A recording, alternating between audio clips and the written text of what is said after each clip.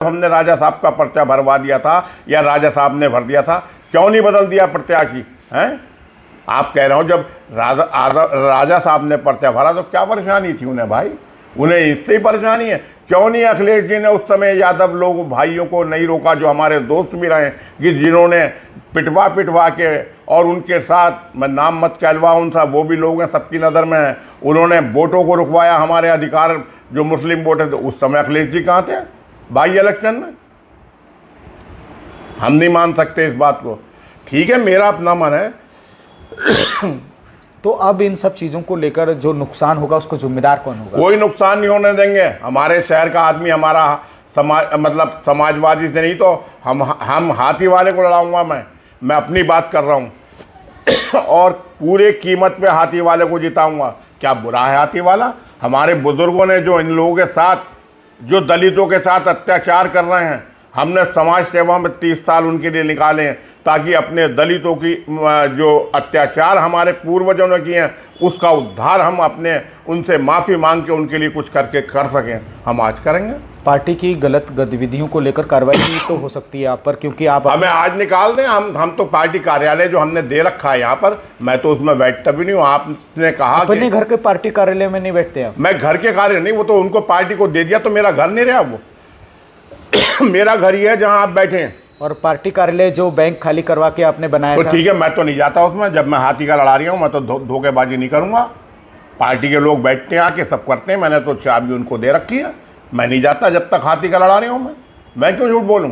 हैं, मेरे दुश्मनों के साथ ये खड़ा होगा हैं? अगर पहले हमारे कार्यालय पे आता तो हम खुद दुश्मनों के राजनीति के हिसाब से लेके जाते, उसका मन सम्मान करते। हमें क्योंकि चुनाव जितवाना था, उस समय दोस्ती दुश्मनी नहीं देखते। और ये जा ही वहीं रहा और हमारे पास नहीं आ रहा है तो दुश्मनी ये कर रहा है हमने। और आप भी तो गलत कर रहे हैं कि समाजवादी पार्टी में रहते हुए बसपा को समर्थन आप लिख के दीजिए ना। हम समाजवादी पार्टी की गलत गतिविधियों को लेकर के हम नहीं कह सकता, मैं अपनी बात कर रहा हूँ।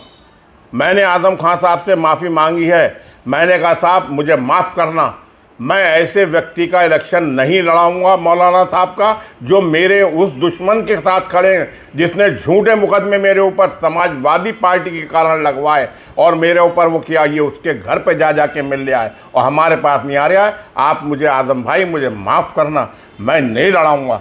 अब आजम भाई मुझे निकाल दें, अखिलेश यादव मुझे निकाल दें। के इमाम हैं और माना ये जा रहा है कि कुछ सोच समझ के ही उनको टिकट दिया होगा अखिलेश यादव जी ने। तो अखिलेश यादव जी ने दिया है तो मेरी हैसियत क्या है? समाजवादी पार्टी इतनी बड़ी है मैं तो, मेरी आजम खान से दोस्ती है, उसके साथ अत्याचार हो रहा है। उस दिन भी जो हुआ तो मैंने सबसे पहले बोला आजम खान की जान को खतरा है। कोई बोला अभी तक? कोई नहीं बोला। जब हमारी पार्टी के लोग जब मुख्तार निबट जाएंगे तो उनके घर पे सिर्फ आंसू बहाने जाएंगे। क्यों डरते हो? इतना बड़ा चोर था वो।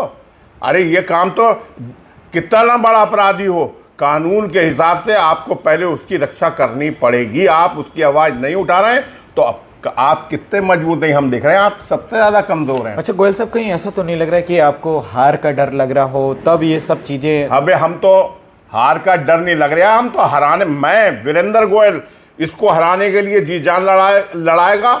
नहीं हारे, खुद हार जाए लेकिन जंग नहीं छोड़ेगा। ये मैं बात आपसे कहता हूँ। बिना लड़े मैं मरना नहीं चाहता, लड़के मैं फना हो जाऊं कोई गम नहीं, सब ऊपर वाले की कृपा। अच्छा, आजम खान साहब से मिलने गए आप लोग? ना मैं नहीं गया, ना मैं मिलने गया।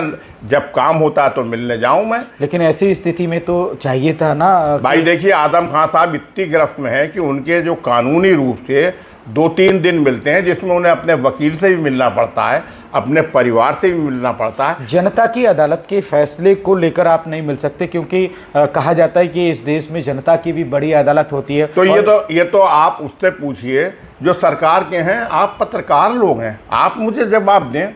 मेरी गलती हो तो बताएं। रामपुर को बनाने वाला कौन है? रामपुर के लिए सब कुछ करने वाला कौन है? ये तो रामपुर की आवाम खुद बता रही है। बिना आजम खान के रामपुर में इलेक्शन नहीं होगा।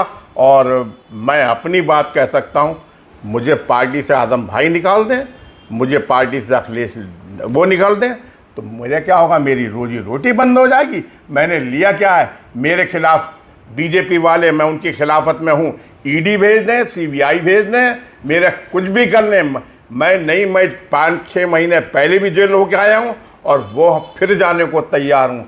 मैं किसी का खाता नहीं हूँ, मैं देता हूँ, बस ये बात है। अगर मैंने किसी का खाया होता तो आज मेरी शर्म से आंखें नीची होती। जिन्होंने खाया है वो बताएंगे। कहीं ऐसे तो नहीं है कि अब सोच रहे हैं कि सब कुछ अच्छा नहीं चल रहा है तो कोई रास्ता, कोई नहीं, मैं रास्ता नहीं ढूंढता हूँ, मैं काम करता हूँ। रास्ता तो मैं खुद ही बना हुआ होता है, अच्छा या बुरा। मैं अच्छे के लिए नहीं आया। मैं जिलाध्यक्ष बना जब नहीं बना सरकार थी।